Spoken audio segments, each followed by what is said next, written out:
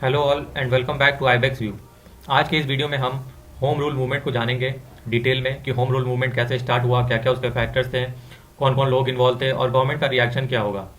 पिछले वीडियोस में मैंने आपको 1905, 1909 के मिंटो मॉर्ले रिफॉर्म्स, उसके बाद 1911 में हार्डिंगे द्वारा बंगाल के विभाजन के फैसले को वापस ले लिया जाता है। तो अब इस वीडियो में हम जानेंगे होम रूल मूवमेंट के बारे में। तो चलिए शुरू करते हैं। होम रूल लीग या होम रूल मूवमेंट जो इंडिया में स्टार्ट हुआ था वो आयरलैंड के लाइन्स पे था या आयरलैंड से इंस्पायर्ड था। होम रूल लीग का दूसरा मतलब होता है self government, self governance. India में एनी बेसेंट जो थी वो वॉलेंटियर के रूप में आई थी। वॉलेंटियर वो थियोसॉफिकल सोसाइटी की थी। थियोसॉफिकल सोसाइटी मैडम बालवाट्सकी और कर्नल ओकॉल्ट ने फॉर्म किया था। इसके वॉलेंटियर बन के एनी बेसेंट इंडिया में 1880s के टाइम पे आई थी।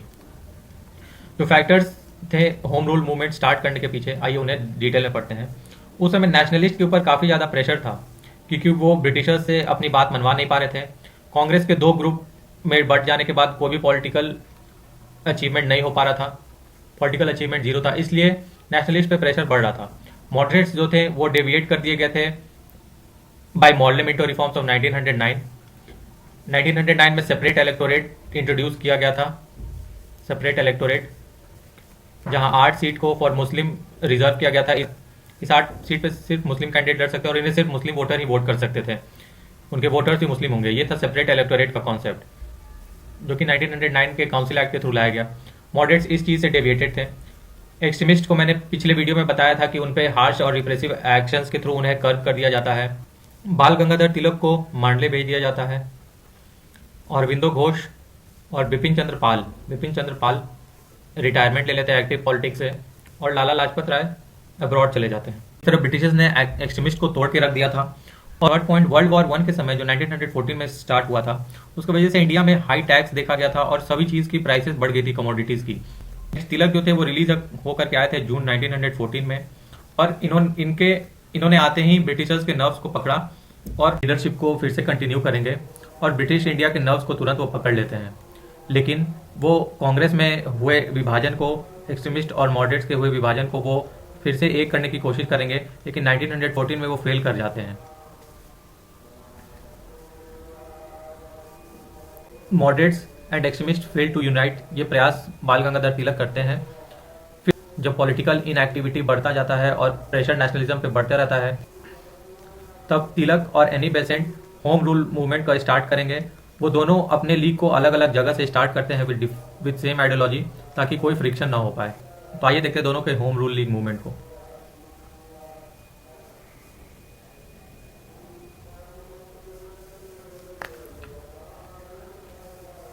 बाल गंगाधर तिलक अप्रैल 1916 में अपना मूवमेंट लॉन्च करेंगे। ये बेसिकली महाराष्ट्र के रीजन में कन्फाइंड रहेंगे, लेकिन उसमें बॉम्बे नहीं रहेगा। बॉम्बे जो है एनी बेसेंट के द्वारा किया जाएगा कवर। कर्नाटका बाल गंगाधर तिलक कवर करेंगे और सेंट्रल प्रोविंस। इनके जो सेक्रेटरी होंगे उनका नाम जोसेफ बैपिस्टा रहेगा। एनी बेसेंट सितंबर 1916 में अपना मूवमेंट लॉन्च करेंगी और ये मद्रास, बॉम्बे और रेस्ट ऑफ द इंडिया को कवर करेंगे। इनके द्वारा 200 ब्रांचेस खोले जाएंगे और इनके सेक्रेटरी जॉर्ज अरुंडेल होंगे। बाद में इस मूवमेंट की सक्सेस को देखते हुए इसमें मोतीलाल नेहरू, उनके पुत्र जवाहरलाल नेहरू, CR दास, मदन मोहन मालवीय, मोहम्मद अली जिन्ना, तेज बहादुर सप्रू, लाला लाजपत राय और भुल्ला भाई देसाई, ये सारे लोग ज्वाइन करते हैं। लेकिन अभी भी इसमें मुस्लिम्स और नॉन ब्राह्मण्स ऑफ साउथ नहीं ज्वाइन करेंगे। ये इसलिए नहीं ज्वाइन करेंगे कि सोचेंगे होम रूल जो है वो हिंदू मेजॉरिटी को इस्टेब्लिश करने के लिए है, इसलिए ये दोनों अपने आप को इस मूवमेंट से सेपरेट रखेंगे। मोतीलाल नेहरू की बुक द इंडिपेंडेंट आपको याद रखनी है। CR दास की बुक इंडिया फॉर इंडियंस आपको याद रखनी है। मदन मोहन की बुक हिंदुस्तान दैनिक और द लीडर आपको याद रखनी है। मोहम्मद अली जिन्ना की 2 न्यूज़पेपर आपको याद रखनी है, हमदर्द और कॉमरेड्स। लाजपत राय की 2 न्यूज़पेपर जो आपको याद रखनी है, a call to young nation और अनहैप्पी इंडिया। ये सारे फेमस पर्सनालिटी ने जो न्यूज़पेपर और बुक लॉन्च की थी वो मैंने एक सेपरेट वीडियो में डेडिकेटली कवर किया है और उस पर बेस्ड प्रीवियस ईयर क्वेश्चन भी कराया है, आप उसे जाके जरूर देखिएगा। होम रूल मूवमेंट में सीवियर रिप्रेशन रहा। उसके तहत स्टूडेंट को पॉलिटिकल मीटिंग्स में पार्टिसिपेट करने से मना किया, बैन कर दिया था। स्टूडेंट्स पार्टिसिपेट नहीं कर सकते। तिलक को बैन कर दिया, उन पर केस चलाया गया और उन्हें पंजाब और दिल्ली के रीजन में आने से बैन कर दिया गया था। और एनी बेसेंट और उनके सेक्रेटरी जॉर्ज अरुंडेल को अरेस्ट कर लिया गया था। इस अरेस्ट को उनके सिविक राइट्स पे थ्रेट माना गया और उस समय एस सुब्रमण्या द्वारा जो उन्हें नाइटहुड की उपाधि मिली थी वो उन्होंने रिटर्न कर दिया। एस सुब्रमण्य और जी सुब्रमण्य में कंफ्यूज नहीं होना है। जी सुब्रमण्य वो थे जिन्होंने मद्रास में मद्रास महाजन सभा का फॉर्मेशन किया था, महाजन सभा, और ये एक इकोनॉमिक क्रिटिक भी थे, इकोनॉमिक क्रिटिक थे। इन्होंने ही द हिंदू न्यूज़पेपर का स्थापना किया था, जो आज भी हम देखते हैं one of the most important newspaper है।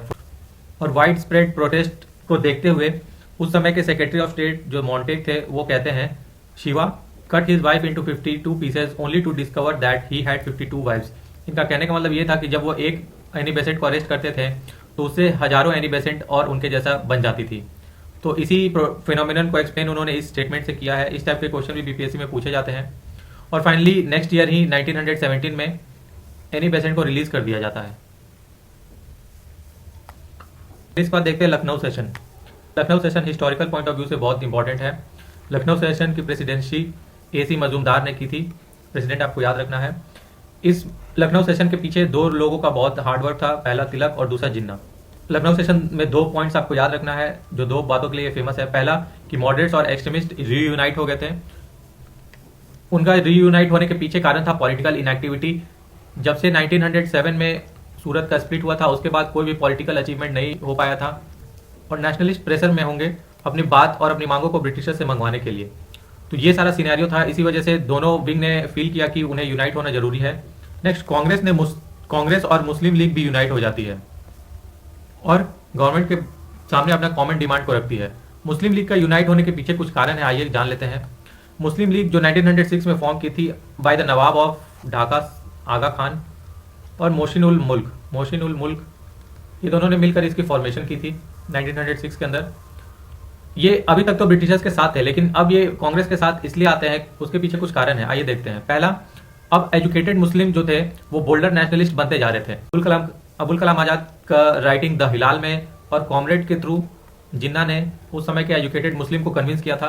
मैंने आपको पिछले क्वेश्चन आंसर के सेशन में बताया था कि थियोडोर बेक नाम के एक प्रिंसिपल होंगे मोहम्मदन एंग्लो यूनिवर्सिटी के, जो कि एंटी हिंदू या प्रो मुस्लिम टीचिंग्स उस समय के मुस्लिम को देंगे कि आप हिंदू से दूर रहिए, ब्रिटिशर्स को सपोर्ट कीजिए और अपने एजुकेशन को वेस्टर्न लाइंस पे लीजिए।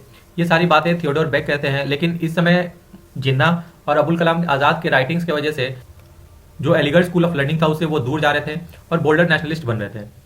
नेक्स्ट, ब्रिटेन ने टर्की में जो खलीफा थे उनके स्टैंड को रिकॉग्नाइज करने से मना किया था, जिसके बाद विश्व में सारे मुस्लिम अपने खलीफा के लिए लड़ेंगे और इंडिया में भी उसका असर देखा जाएगा जहां खलीफत मूवमेंट स्टार्ट होगा, जिसे हम आगे पढ़ेंगे डिटेल में। Next, annulment of partition of 1901। Muslim जो थे ब्रिटिशर्स को सपोर्ट करते थे, ऐसा उन्हें कर्जन द्वारा सिखाया गया था। लेकिन पार्टीशन ऑफ बंगाल को रद्द करने के बाद उनके सेंटिमेंट्स हर्ट हुए थे।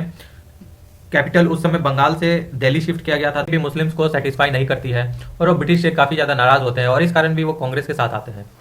नेक्स्ट, मुस्लिम लीग के कलकत्ता सेशन जो 1912 में हुआ था, वहां पे एक प्रपोजल रखा गया था कि वो सेल्फ गवर्नमेंट के लिए काम करेंगे, सेल्फ गवर्नेंस के लिए काम करेंगे, लेकिन उसमें जो मुस्लिम का इंटरेस्ट है वो हर्ट नहीं होना चाहिए और इसके लिए वो अदर ग्रुप के साथ ज्वाइन भी करेंगे।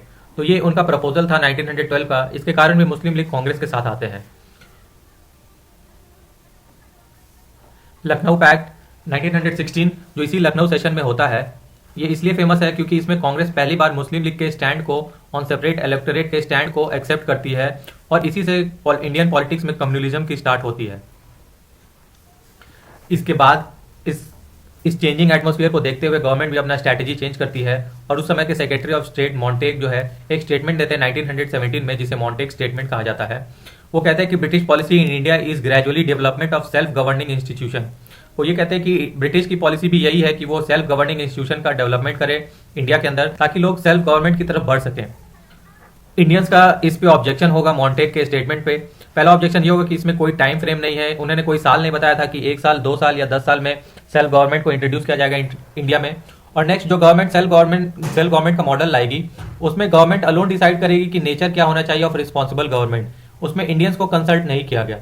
ये दो मेजर ऑब्जेक्शन होंगे उस समय के कांग्रेस या उस समय के पॉलिटिशियन और इंडियंस के द्वारा। और नेक्स्ट हम देखेंगे कि 1918 में मॉन्टेग-क्लेम्सफोर्ड रिफॉर्म आता है, जिसे मॉन्टफोर्ड रिफॉर्म्स भी कहते हैं। मॉन्टेग-क्लेम्सफोर्ड रिफॉर्म, जिसे मॉन्टफोर्ड रिफॉर्म्स भी कहते हैं। मॉन्टेग जैसे मैंने बताया सेक्रेटरी ऑफ स्टेट है और क्लेम्सफोर्ड वाइसरॉय होंगे।